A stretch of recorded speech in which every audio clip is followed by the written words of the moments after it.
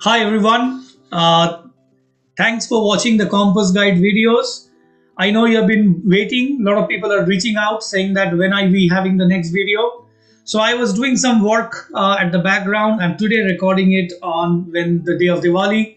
I come from a community where we do Kali Puja, so it's a festive season starting, and I can give you a guarantee that I'm coming with something which would definitely be of your help. But before that, please do subscribe to the Compass Guide channel.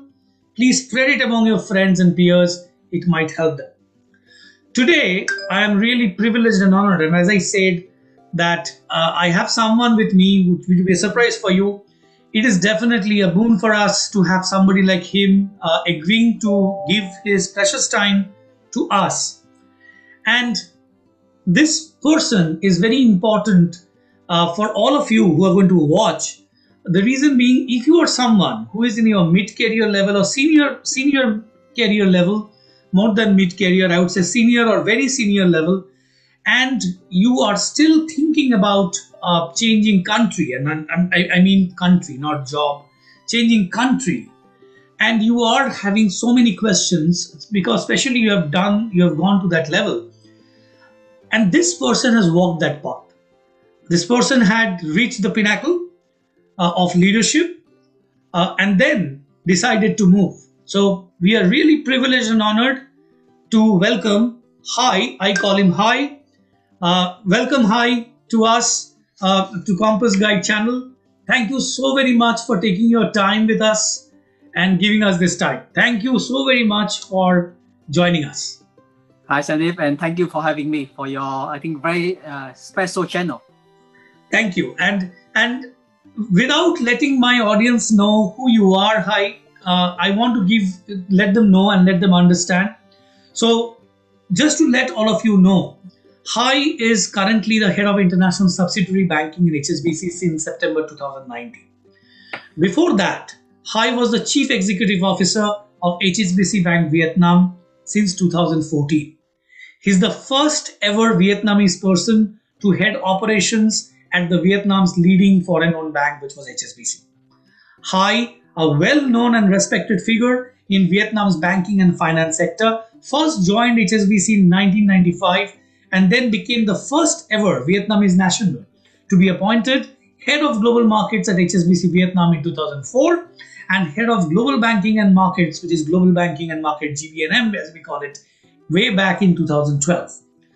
Under his leadership, HSBC Vietnam regained its position as the best and biggest foreign bank in Vietnam by focusing on selective client segments, building strong business corridors, managing operational risks, especially financial crime risk, effectively.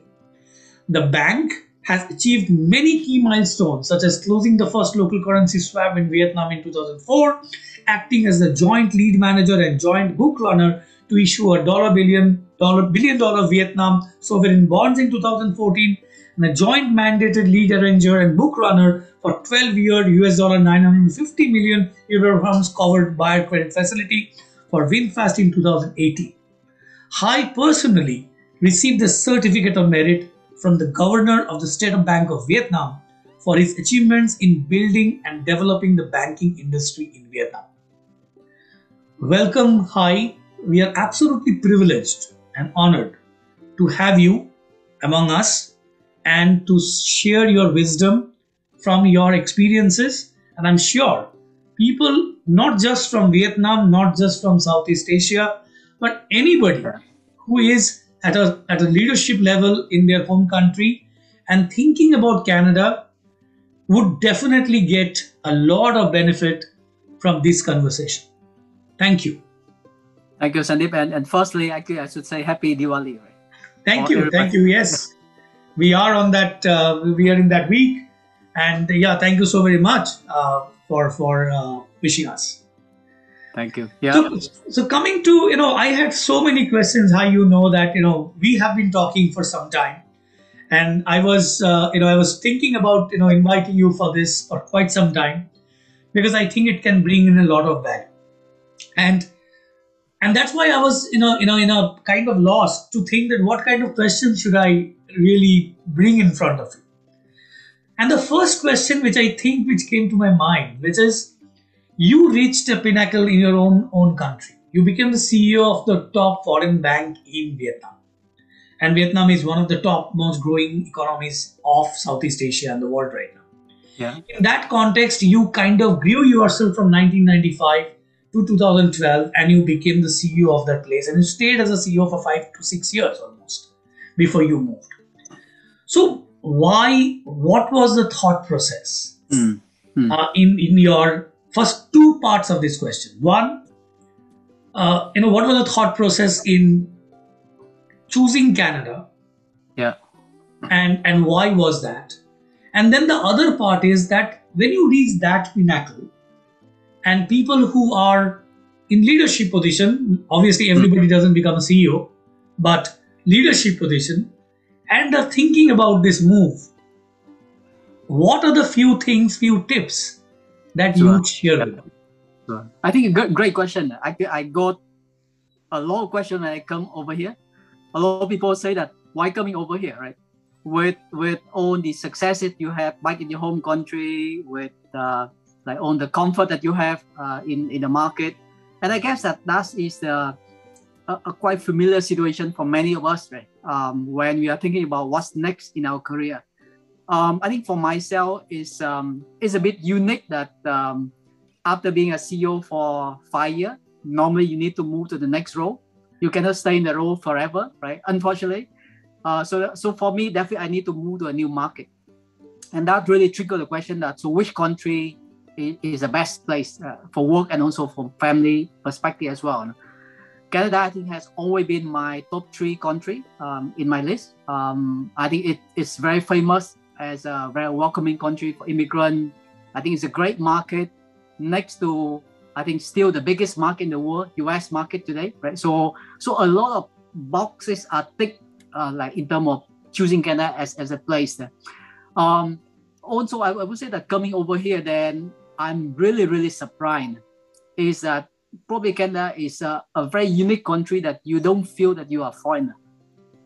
In many countries, yes, I think very welcoming country for foreigner, for immigrant, but Canada I think is so unique in the sense that like you are just probably part of like 80-90% of people who are immigrant, either first or second generation, and that make it really special. I got a chance to meet so many clients, and when I talk with them, I found out that actually they own immigrant. So then it becomes so easy to connect with them, sharing the same background, and kind of like how can we help each other to be more successful over here. Right? The other thing I would say that a lot of people have warned me about the winter here. So I was a bit scared when thinking about Canada, right? But I think coming over here, I realized that I think it's great fun, right? Because with the fall season, you really have a different outdoor activity for each season as well. And that's great, I think, both for myself, for my children as well. So from that perspective, I would say that it's a great experience, great journey so far. There's one thing that I often share with a lot of people coming over here, and like, if you put family perspective aside, right? Getting integrated in the professional working environment is a challenge because there's always a requirement for Canadian experience, right? And people often say that there's a biggest hurdle for anyone who want to integrate in the economy. However, the way I look at that is that if you can really integrate in the economy and build your own network here, right? There's a lot more you could learn from the market as well. And I think as a country, right, if we could do more to help immigrants to integrate like smoothly, and they can really apply their knowledge experience in Canadian economy, I think there's a huge upside potential for the country. So I think that's your responsibility, that's my responsibility, and everyone, right? How we help more immigrants to integrate successfully in the country. I think the other part, Sandeep, you also talk about. So what are the kind of thought process or step that make sure you can, like, I can integrate well? I would say that many of us have different priorities in our life at different part of our life, right? So I think it's really come down to understand what is important for ourselves, for our family, because sometimes we are just confused, right? That we say, oh, I have so many successes back in my home country, I have done so well already, so why leaving all the successes behind, right? And then move to a new market and start from scratch, right? So really understand about what is the most important thing for yourself and your family, And then if you really stick to that, then that's fine, right? Because whatever you do, it align with that priority. I think for many of us who are coming out from Asia, to some extent, I would say that we got spoiled a little bit. We have very strong network in terms of helper, like driver, like whatever you can think of, right? You have own at home, right? Supporting you, right? Coming over here, you have to do by yourself, right? Yeah. But then the way I look at that is, I think it's a great way to learn a new skill set and really understand that actually you are truly talented, that you could learn and do something that you couldn't imagine you are able to do it, like in the past, right? So that I would say is a great way to really develop yourself further. And secondly, I would say that coming over here is about being humble and say that, look, I'm new to the market. I need to learn about the culture, the market, build a network here. So being humble and being willing to roll up your sleeve, right? Start doing things by yourself. I think that will make a long way in terms of helping you like integrate successfully in the economy. And lastly, I would say about building a network, right? So coming over here, I think that network is so important for your successful career, that you need to build a network so that people know who you are. You can really then integrate and contribute like successfully to the economy. That's how I think that I think it's not a road with all the roses, but there's a huge upside plan. So if you're willing to do it. Absolutely, and such a great point that you just made. I was just reflecting on it, that those two things that you said, that one is being humble, and it teaches you to be humble. Yeah. And the other thing is that it automatically pushes you to learn new things which otherwise you would have never done. And I think the third and the in fact it comes first is understanding each other's priorities. That what exactly is your priority? Yes. In the stage of your life. That what is exactly what you are trying to achieve out of it. So, a lot of friends of mine who are now almost 25, 26 years in their careers, for them, when we talk, and I think it is always about the other side being more happier, right? That's human nature. Yeah. And I think it becomes very interesting when we have a chat and we understand that, okay, you guys have maybe more disposable money, more, servants, drivers, all that. But probably we have more peace of mind, and because we do it ourselves, it is only us. So it's kind of a very interesting piece. The only other thing that I want to touch upon a little bit. And Sandeep, if I could chip in from what's just one more point from that angle. I think so. All the talk so far is about ourselves, right? But I think if we think broader, right, the benefit that our children will learn, right, in a new country, I think that's the basic. That will well offset all the income loss that you have back home, and it really help them become international citizens, that they can succeed and try in any other market they work in the future. Right. No, I think that is such an important one. That and coming from you, because you have lived that, and then I think it's very important. And as I always say to my audiences, that if you have an individual case like that of high or anything closer to that you are in a leadership position and you are now not able to decide, you can reach out to any one of us, through a LinkedIn. We will be more than happy to, support, talk, and let you know. But such an important point, Hai. So first is probably prioritizing and understanding what is your priority. Second is, looking at it at a broader understanding, and looking at the whole piece in terms of, and not just looking at one silo of income. And then obviously being humble, and then also getting an opportunity of learning new things and getting it done. Yeah. So I think that's such an important piece. The other question I had for you, that people will say that once you have everything and you've cracked it and you're in, it is easy to say that it's a struggle, but you do networking and all that. Yeah. But we know that there are people who struggle, right? And we also know the struggle is of two types. One is when you're coming from a different country from a certain level, and then you're starting at a lower level in Canada because of the Canadian experience piece that you just mentioned. There is also a self-management part of it, which I think becomes important. Yes. Because all of us, most of us have gone through that that journey. Yeah. If you're not a very technical person, that's a separate issue. But otherwise, everybody kind of goes through that. What would be one or two things, Hai, that you would recommend to people to manage that? Because Yeah. that what would be one or two things that you would recommend to people to do? Yeah. So I would say that technical skill set actually is transferable. So whatever you have back in home country, you can apply here as well. But the network you need to build by yourself here, right? And also the expectation, as you rightly point out, right? Manage your expectation as well, because the fact that coming over here, right? Yes, you might be a talented person back home, but there are also many talented people in the market as well. Worldwide. Competing for the same role. Exactly. So many world's people are here, right? Yeah. 63 countries.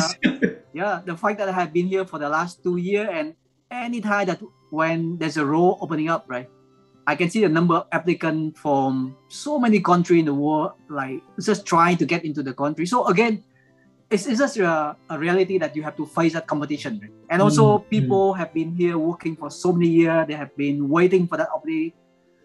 So again, manage the expectation as well. And the way I look at that is just about like prove yourself, right? Absolutely. You cannot say that, because I used to be the CEO, so I want to be the new CEO in this market. Prove yourself, prove that you can contribute to the country. And if you do well, if you contribute well, I think that people recognize that. And naturally, I think you progress in your career. The other way is that if you think, it's too risky for you to move to a new market, and then whether that's the right thing or not, I think probably then it's very difficult for people to really explore this opportunity, right? So again, it's about being willing to take risks. And I often view that high risk, high return, right? If you're willing to take the risk, you're willing to make the commitment, do the hard work, it will pay off. It'll pay not off. in the short term, then in the medium term. No, that's so important, that managing expectation is a critical foundation of this whole journey. Coming to our last question that I have for you, Hai, for this season, I'm going to bring you. I'm going to request you to come back later again. But for today, the other question that I have is, you have seen so much in your career, right? For people who are in their mid careers, I would, what would be a couple of tips for you to managing change? Because change is such a constant thing now, and it's bound to happen. From your experience, what would be 3 things that you would tell people that these are the 3 things that you need to keep a watch out for? Yeah. So I would say that I think for me, the most important thing is that understand what is your purpose of life. Right? And then you need to plan your career and your life accordingly, right? To make sure that whatever you do align with that life purpose, right? And I often find quite amused that even though we talk about life, career are so important to us, but how much time that we really spend on planning those activities, right? Probably hardly. Right? So again, it's about like putting effort, putting time to think about if your ultimate goal is what you try to do like in the next 20, 30 years, what you try to achieve, right? What are the next step and what are the key milestones that you need to achieve, right? So then you can get to that like end game objective, right? So that's number 1. Number 2, I think go back to the previous part I talked about building the network. I think it's so important nowadays. Yes, I think on one hand you can say that because of social media, because of all the technology nowadays, it's easy to build network. But on the other hand, sometimes we forget about like building a real connection with people, right? Rather than just like like or dislike on Facebook or today we call Meta, right? So again, it's about building your real network, and not only about your professional network, but also your personal network as well. And the network not only relevant for your current role, but also building a network that is relevant for the next 10 or 20 years, right? So then it becomes relevant for you whenever you need it in the future. And lastly, for me, I think is about like change is always create uncertainty. But if you view from that perspective, that uncertainty will create new opportunity as well, right? So if you're willing to take risks, it will pay off in the end, right? And I often view that if you don't try, you never know, right? So Right. at least try it. Even if you fail, right, you learn something from that failure, and then you can move on and making. So hopefully you don't make the same mistake again. But unless you try, you never know whether you have that kind of skill set, whether you have that kind of talent that you can really like leverage in the future. So again, those are a few points that I would say that is quite relevant for me. And probably the last one is that I think obviously there are many things that happen outside of control, right? But you try to look at from a positive perspective, right? Say that Right. yes, there's a challenge, there's a new barrier, or moving to a new market. I don't know anyone. But if you look at from a positive angle and say that, look, now, how can I turn that into opportunity, right? How can I really make myself to work harder to really make sure I can succeed there? And if you can overcome those challenges, right, it will really help to make you become a much better person. And then you can adapt in any new environment, any new country in the future as well. No, such an important advice. Hi, that how much time are you really spending on planning, right? Talking about it, we want to go somewhere, but how are we planning it, right? And then taking that risk. No, thank you so very much, Hi, for these these tips. I'm sure people who are going to watch, they're going to have a lot of value, on this. And as I mentioned, again, thank you so very much for taking your time and being a part of us. And as I mentioned to all of you, that if you have any questions, you can always reach out to us at any point of time. Yeah. And please do subscribe the channel and spread the word. It can help your peers and friends. Thank you. Thank you, And Sunny, have so much have for a nice the day, chat. evening, whatever it is. And Thank you. Thank you. Bye. yeah. Thank you so very much.